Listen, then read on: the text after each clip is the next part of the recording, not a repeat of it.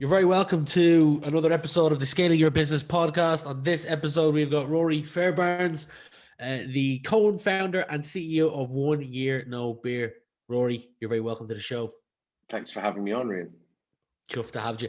With typical fashion, anyone who's listening to this last couple of episodes are probably sick of how I started, but we always go back to the start, chapter one, and work our way from there. So you grew up Isle of Mull. The Beautiful part only of the world. thing, it is. We actually the third last guest was from Shetland Islands, so we're doing a tour Cool. of the islands of Scotland. Yeah. The only thing I know about the Who Isle of was Mull, that? We might be related. No, I'm joking. it was Gavin. Yeah, I fell for the joke. Peter Bonetti retired there, former Chelsea and England goalkeeper, World Cup medal holder. That's the only thing I know about it. Now I know that Rory Fairbairns is from there. Any favourite memories growing up on the island? Oh, loads. I mean, Mull was wild, wilderness. We grew up without a TV, and we built huts and trees, and we used to dive off the top of tall trees into rhododendron bushes because they're like trampolines. At 13 years old, I wrote off my first car, and you're like, how are you even driving at 13? Never mind writing them off. Nearly set fire to the local village at 15. Wild times on the Isle of Mull. It's amazing, beautiful place to grow up. Wow, yeah, certainly sounds like it. Who do you think had the biggest impact on you while you were growing up? My dad, for sure. My dad was growing up was tough for me. I'm sure it was for many people, but I had an overreactive ADHD, hyperactive brain. My parents were offered an ultimatum at 6 years old. It was either drugs or counselling, and I'm really fortunate that they chose counselling because it started the process of me trying to understand what was going on in this hyperactive brain of mine. And I'm 12, 13, I was really, really struggling. I attempted suicide at 13 years old. In the second attempt, it was a bit of a miracle that I survived. And coming back from that, my dad was desperate to try and help me see what he saw. And the world would call me bad and naughty because of the misbehavior and the hyperactivity. And my dad just called me gifted and special.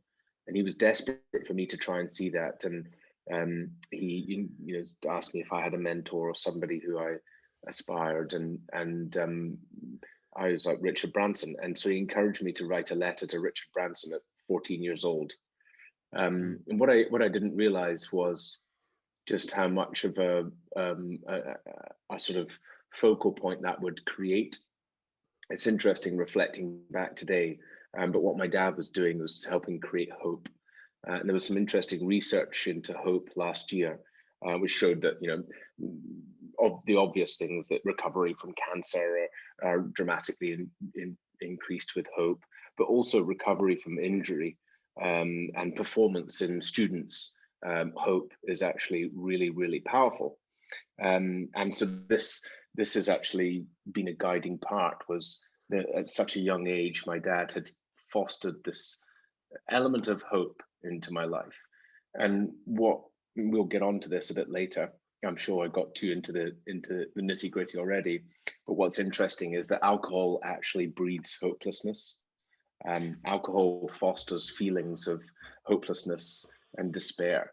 So it was really interesting, this sort of seed through my life of hope. Why Richard Branson?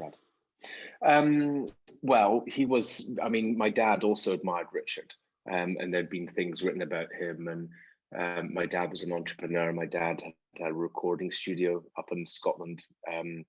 He tried lots and lots of different businesses. And so there were quite a lot of similarities between Richard and my dad. I've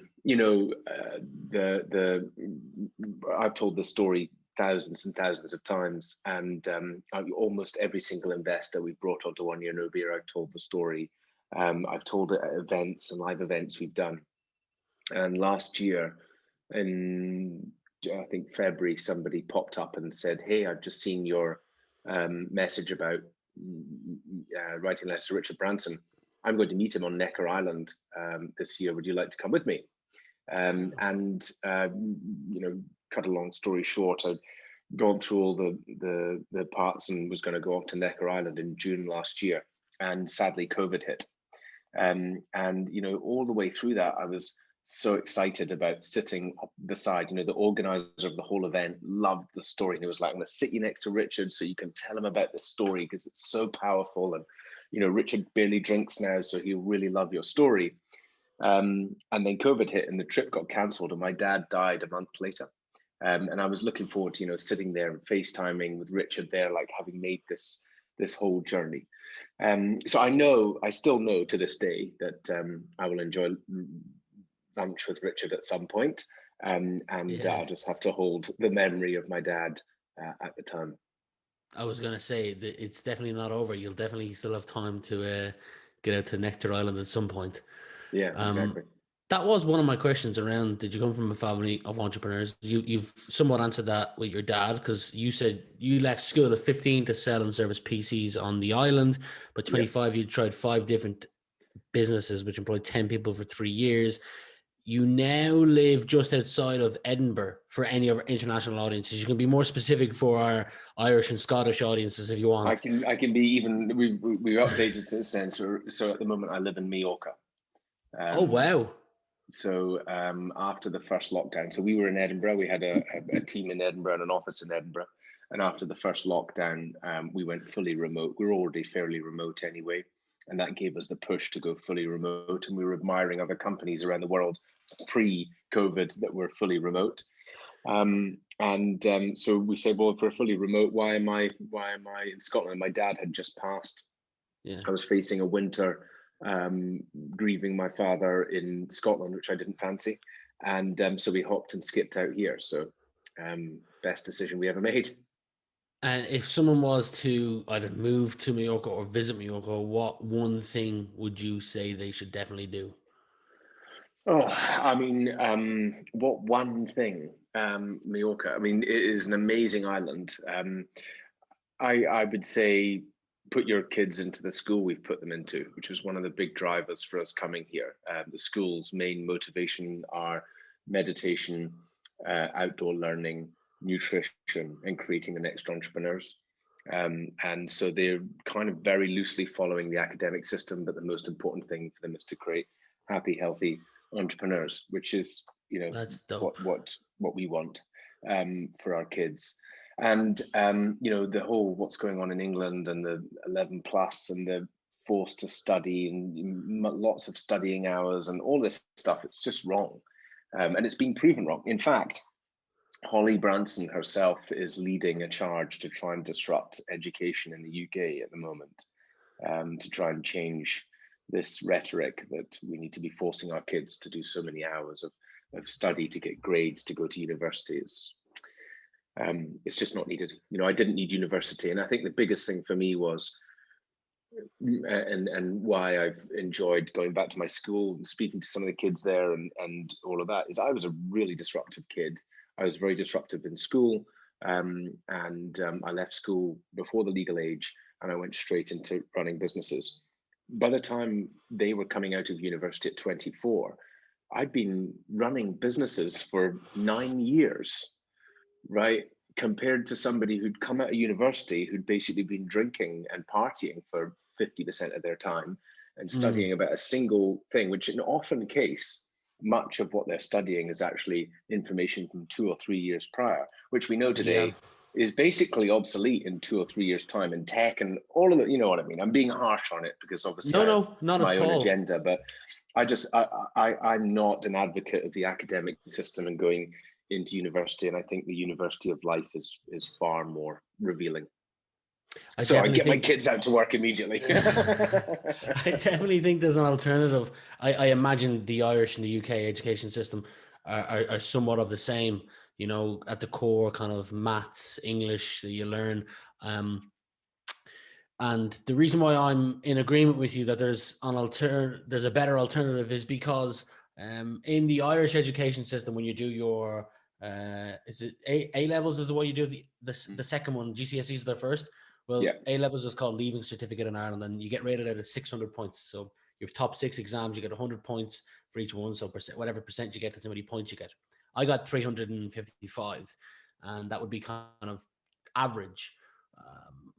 I'm guessing average. And I have this internal joke amongst my close friends and family that if a word's longer than 7 letters, don't ask me what it means, because I 7. I'm on 4. It's a way of me kind of slagging myself before someone else slags me. Yes, that's so Irish and Scottish, isn't it? Yeah, but I felt there's a lot of other people that would be in my shoes, and luckily enough, now I've come to learn that, hey, I'm not the brightest when it comes to academia, but I'm actually really smart in this, and this area, which I'm zoning in on to become a better individual.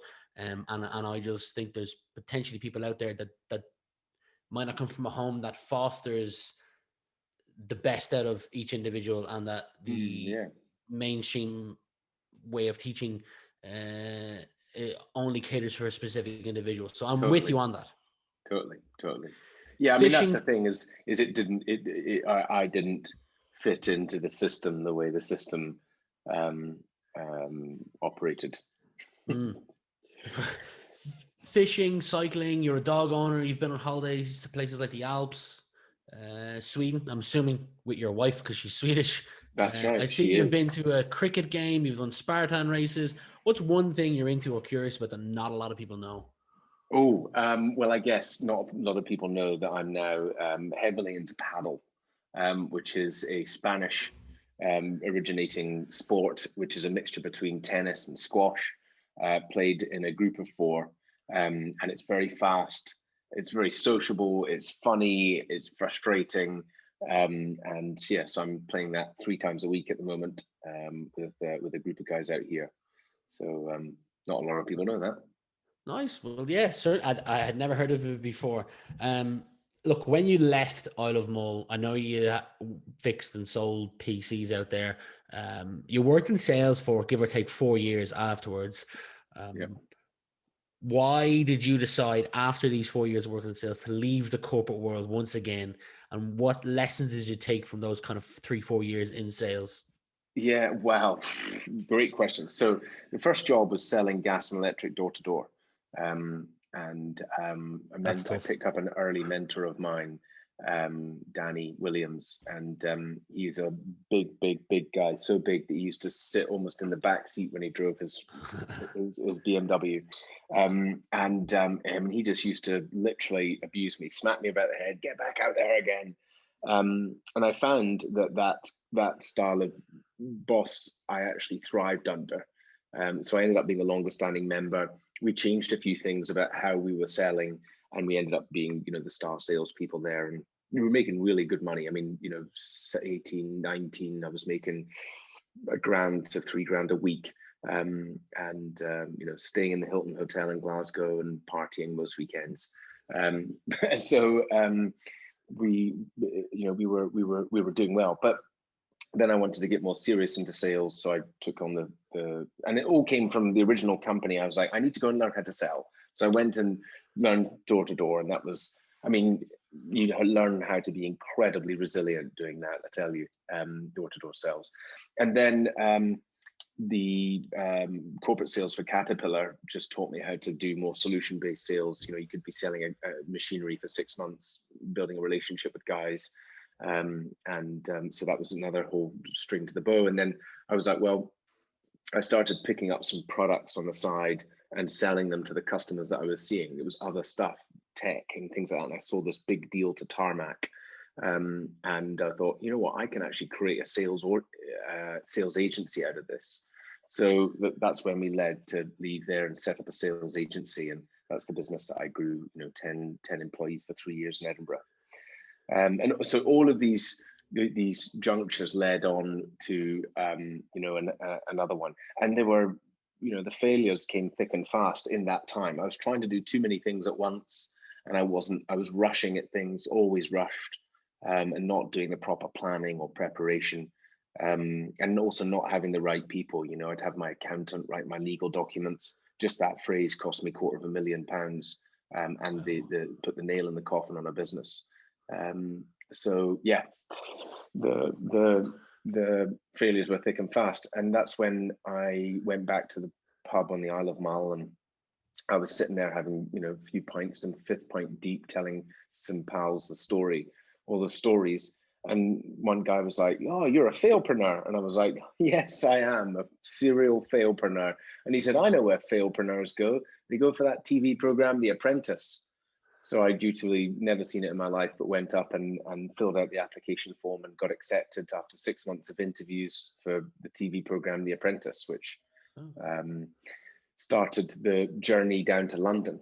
And I never actually went on the show that time. They said, "You're going on." I'd signed the contract, the bags and everything. And they said, "Look, I can't explain it. You're not going on the show this time. We'll fly you back to Scotland." So I was in the airport and thinking, there's no way I'm going back with my tail between my legs to Scotland. Where's the next flight going to? Oh, look, Ibiza. I'll go there.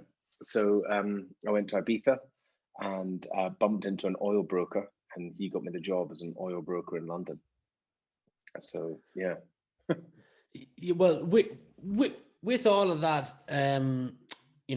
in sales, then working at the I don't know if it was called Caterpillar back then, it's been bought by them since, but at that company and what led you to potentially getting on The Apprentice, you must have done a lot of networking.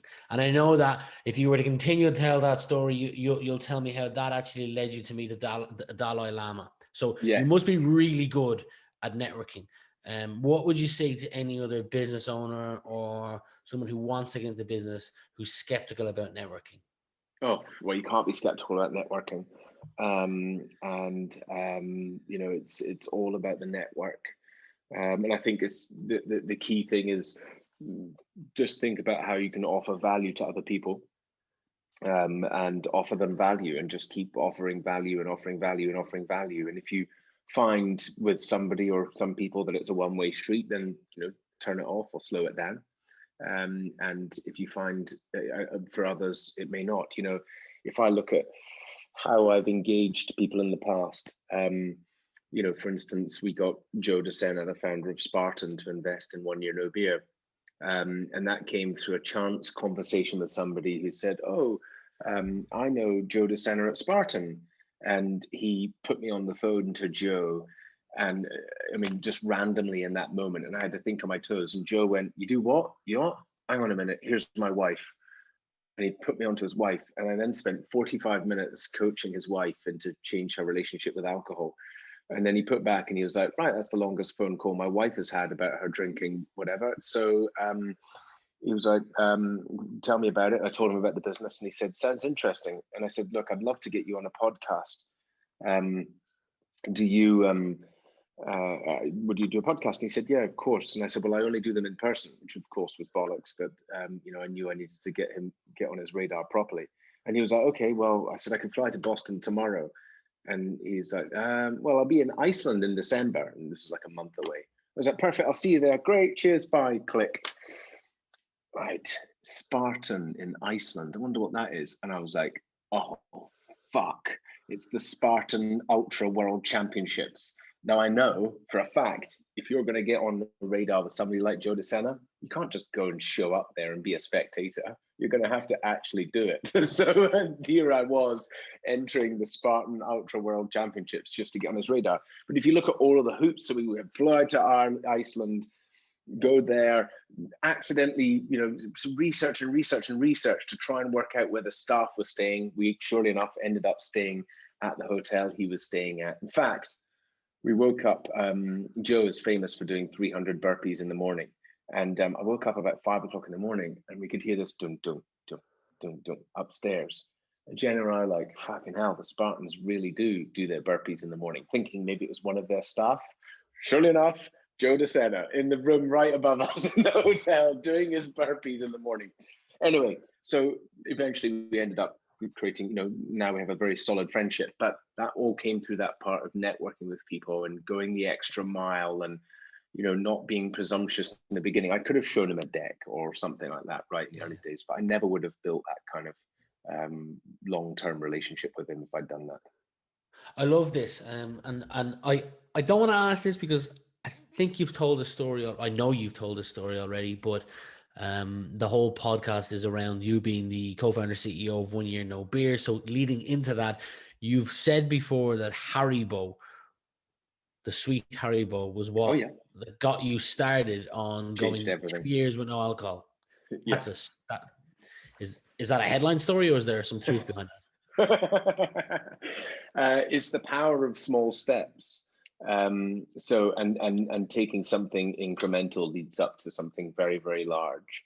So our brains are kind of hardwired to follow these neural pathways, or that doesn't really make sense. The brains are wired to follow these neural pathways, and they'll continue to follow them until they get knocked out of that sort of track, Yeah, and shown something different.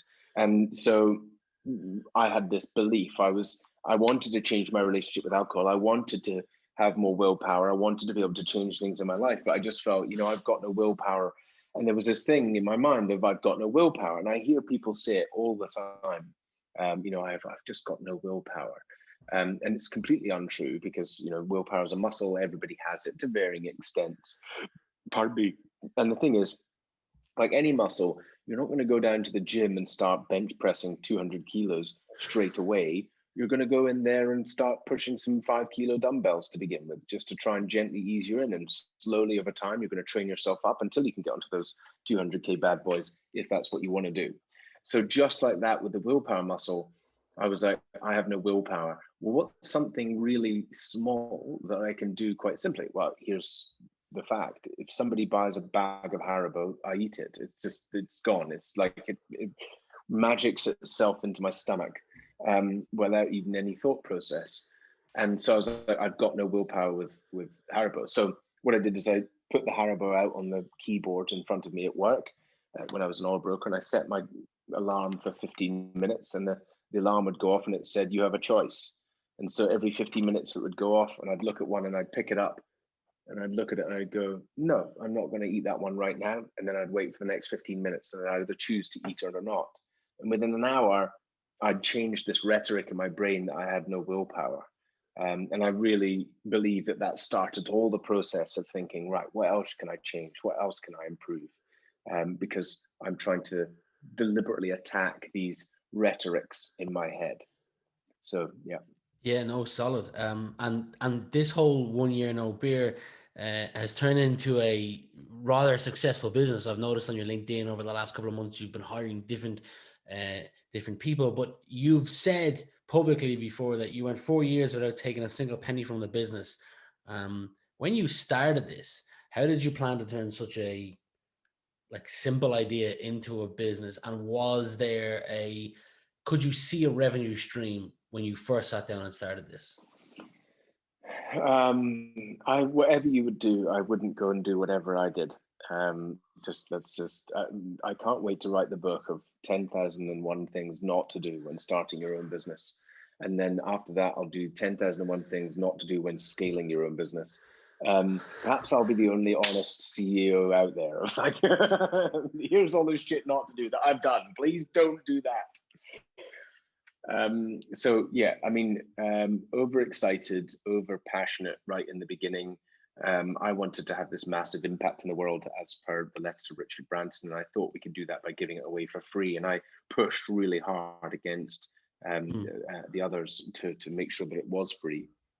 And it ran up massive personal bills. I mean, over 100,000 of my own money in the first year. Wow. Of trying to get this thing to really grow. And I guess I was extremely fortunate to be in a very high paid job that I was doing alongside this, that enabled me to invest that kind of money into the project. And in the early days, people said to me, when that first year, people would say to me, "Ruari, you don't have a business, you have a very, very expensive hobby at helping people get sober." So this was right. And fortunately, towards the end of that year, we tested charging for it, and it showed that people engaged in more they had skin in the game. So of course they had better outcomes. And that really gave us the fruit to explore that. So in the early days, when we were sitting down with ideas, we were thinking, something huge about positive psychology. I've been reading positive psychology and self-help books since I was, 12 years old.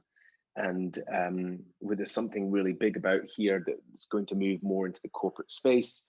And we were coming up with all these ideas. And the one thing that we had in common, Andy and I, was that we'd both stopped drinking, and it impacted our lives so hugely. And also that there was just nothing out there. There was nothing out there that supported us guys to change our relationship with alcohol, how we felt.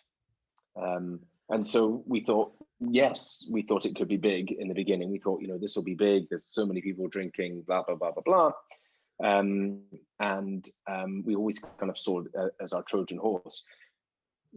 As I went through this first year, this second year, you mentioned it a bit earlier. After a feature on BBC World News in over 200 countries, I had the fortunate experience of getting to meet the Dalai Lama. And for me, that's when all of my life made sense. I talk about that, and I say it was just like there were some moments that happened that weekend that connected everything. Recurring nightmares when I was growing up. Just the hell I went through, the failed startups, the letter to Branson, everything. And I was like, this is why I was put on the planet. And when I was traveling back on the plane from there, I was like, I feel almost like I am the vehicle and the conduit of this movement. And I have a duty now to go and hand in my notice and be fully strapped into 1 year no beer. So, I meet so many people and I say, this is not like just a business for me. I'm not just doing a business. This is who I am. I really, truly believe that we are going to have a very big impact in the world. So said my letter to Richard Branson at 14 years old. So awesome. That is what very much drives me. And I think the uniqueness of that is that I have, done everything wrong, literally. I almost feel like one of those robotic hoovers. And the first time you put it down, what it has to do is bump into every single obstacle in your house at least once before it knows the right path. And I kind of feel like that's how I've gone about business. Every single mistake. Can I counter that though? Because I actually Yes. I don't think you entirely have, because a lot of the things that you've done, there's people out there that are still doing them. And I know the purpose of your business is to help those people the most, but I've got to give you huge respect and tip my hat to you, because at one point in your life, your wife left you and brought herself and her daughter back to Sweden. Yeah. You're then looking at two forks in the road. The fork of, well, her loss, I'm going to go back to the pub and keep drinking and I can make big money as a broker, or now I'm doing this for them and to subsequently sort myself out as well. Not everyone chooses the path that you chose. So I do got to give you massive respect for that. And not only that, then you have got a huge drive and dedicated the last, half decade, and I'm sure you'll do more than half a decade of helping several other thousand people in changing their relationship with alcohol. Millions. There you go, millions. So yeah, massive respect to you. Well, that's what all the investment is. That's what all the, we've spent a lot of time now, last 2 years, getting ourselves ready to really scale this. We are very, very close. We are almost at that tipping point where we can start to push this very, very hard. Every single investor, every country we've spoken to, they say the same thing. Every industry, there's a massive problem. There's a massive problem here in my country. There's a massive problem here. We're talking about 1.5 billion people who drink at a hazardous level. As I've said to investors, we really need 2% of that market to be valued at $1 billion. So we don't even need to be the biggest. There'll be a huge shift into this space in time, and we are absolutely the front runner. I think this category will become as big as diet. So just because alcohol is not going away. You're right. With my podcast, the typical way, and we spoke before this, that I'll lay out the podcast is I'll do a fair bit of research on the person. I'll dive into their social media accounts, listen to previous podcasts, and then I structure it around kind of a number of base questions. And one of the base questions sometimes that I include is, what's a commonly held belief about your business or role that you passionately disagree with? And I feel like that question was specifically purpose made for you. So I'm throwing the ball to you. What's a commonly held belief about your role that you passionately disagree with? Well, the everyone's assumption, most people's assumption who don't know about one year no beer, think it's for people who have a problem with drinking, and that's because the whole of society has been educated to believe that the only people who need or want to change their relationship with alcohol are people who have a problem, who have gone off the deep end, and so it created this divide in society where you are either okay, you could be drinking 10 pints a day and be okay and still going into work, or you're one of them, one of those people who's dropped off the edge, become an addict, an alcoholic. You're one of them over there. And there was this black and white either or. And we're nothing like that. We're at prevention. So we help anyone. We help people who drink 3 glasses of wine a week, and we help them totally transform their lives because alcohol is having such a detrimental impact on most people's life. They just have no idea until they change their relationship with it. So the belief is that people need to have a problem to change their relationship with alcohol. And that's what I strongly challenge. And what we present to people is, it doesn't matter how much you drink, it will probably change your life if you come and change your relationship with it. And that's where we're the experts. I'm sure there's people that you look up to. I know you've touched on writing the letter to Branson and hopes that you'll get out there at some stage in the future. But are there any books you read, podcasts you listen to, mentors that you look up to seek advice from yourself for being a hope for so many, as you are? Lots. Tony Robbins has been a long time favorite of mine. I mean, I first read Awaken the Giant Within when I was, in my teens. What a slog that was. No. And listened to lots of Tony's tapes and things like that. So Tony was a big inspiration for me. Zig Ziglar was a great selling inspiration for me. Today, who do I listen most to? I mean, I think, mentors, the ones that we get to read books from, and we get to listen to podcasts and things like that are really important. But so is, the more closer mentors and coaches. And I think that having a coach or having a business mentor is absolutely critical. And if you don't have one, get one. And I've been at times, I've struggled to find the right one for the stage of the journey, because of course you can have a mentor and then you can you've outdone your mentor, you've had your time together, and it's time to move on. So I've just onboarded a new chairman, literally a few weeks ago. We've been working together now for the last 3 months, and it's such an enormous relief to have that support there. Entrepreneurship is very lonely. There are often difficult decisions to be made, which can make you feel even more lonely. And having a mentor or coach there is critical. So, yeah. Great answer. For anyone who this is their first time of hearing of 1 year no beer, and they're thinking, hey, when this podcast finishes, I'm going to click the link in the comment field below to check out the website. I'm sure you've been flooded with, I don't know if the right word is success stories, but we'll call it that. Yeah. I've been fortunate to be standing next to people when they go up to others and say, you've saved my relationship with my wife, etc., etc., etc. I'm sure you've had stories where you've changed people's lives, saved relationships. I know you've saved your own, but can you tell me some of the success stories that you've got over the years? I just want to say that I used to have a life of an oil broker, and whilst I fully respect and have nothing against the guys who do that job making a lot of money, it just wasn't for me. And it wasn't for me because whilst I was very good at it, I did nothing for no one. I made money for myself. And here, every single day, I get tagged in a post or posts or stories where people say, you've changed my life. And I get onto calls with investors, and they are just like, I just want to say just the most amount of gratitude for how much you've changed my life, my family's life. You've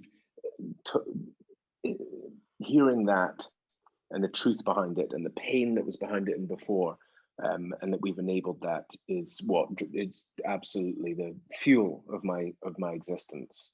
And I wouldn't go back to any other life any other way. I couldn't, now that I've had a taste of help, what it is to help people.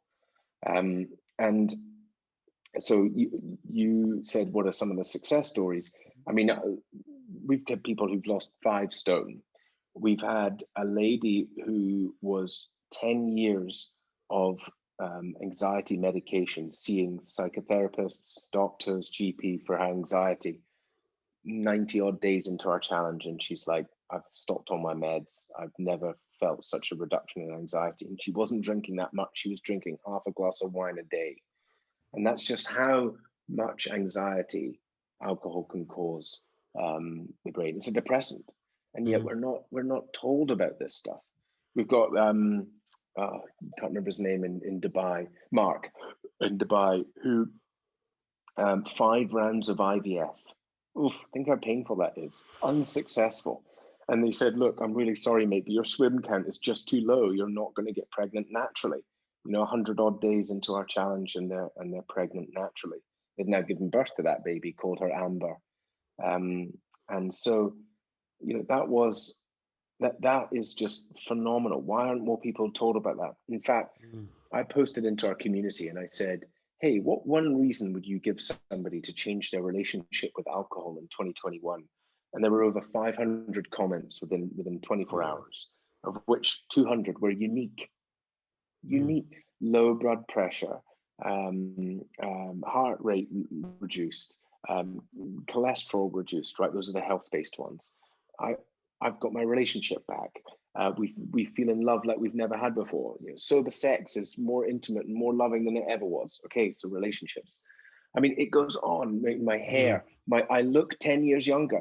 How many women right now are spending hundreds of pounds on creams to try and look younger when all they have to do is take a break from alcohol? And none of this is really out there. And this is what the message is that we want to say. So, there are business owners and entrepreneurs here. We had one of the world's top productivity experts come and take our challenge. And he said, after the challenge, 90 days, he said, Ruari, I've spent the last decade searching for 2 to 5% productivity upgrades. You just gave me a 20% upgrade. And again, I wasn't even drinking that much.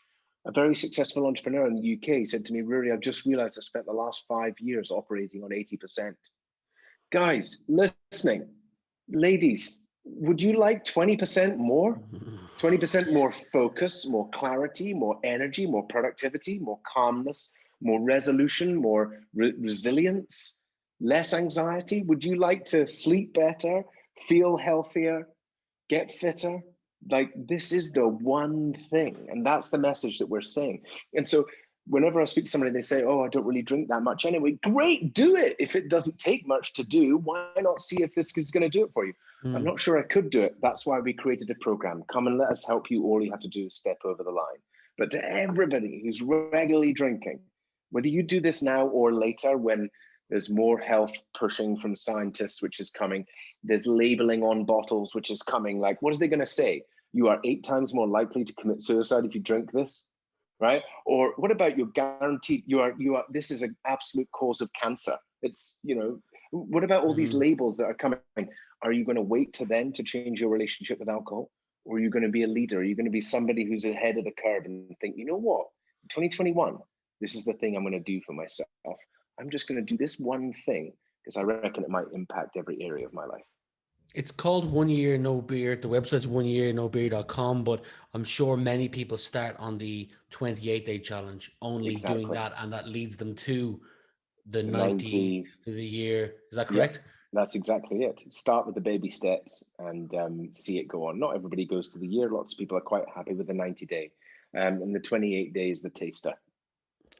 Well as that, there's free trials available on the site. You've got your own book with over 400 reviews on Amazon, and you've got a podcast as well. So there's plenty of resources there to dabble, to kind of explore more. But 2 final questions for you today, Ruari. One is, I don't know if you live in a house or apartment. I can't tell, but if I want you to pretend your loved ones. That includes the dog that I just saw, your wife, your kids. They're all safe, but your apartment / house is burning down, and you can save one item only. What one item is that? I mean, I'd probably have my phone with me anyway, because I need to be able to continue operating. Yeah, One item, yeah, I'm either taking my phone or my laptop with me. fair. I'd like you to imagine it's the end of the decade, so it's now 2030, and you're looking back on the last 9 to 10 years. What would you like to be looking back? You can answer personally, professionally, or a combination of both. So wind forward 10 years and I'm looking back. Yep. I think I'm just feeling enormous gratitude that I was the person chosen. I know that sounds like a crazy word, to be able to do what I am doing and have the impact that I inevitably had. I see the future of 1 year no beer, and we have such a positive impact in the world. We change millions of lives. And of course, we've talked mostly about alcohol during this podcast, but behavior change is behavior change. Mm. Reconnecting society over the common goal of behavior change. It doesn't matter whether it's sugar, caffeine, porn, gaming, gambling, social media. That's really the bigger picture of what we're up to. So if you haven't heard of 1 year no beer, you have now, and you absolutely will again very soon. Excellent. Rory, from my end, thank you very much for the last 45 minutes. It's been very enjoyable to get to know you a little bit more, and I wish you all the best going forward. Thank you, Rian. Thank you very much.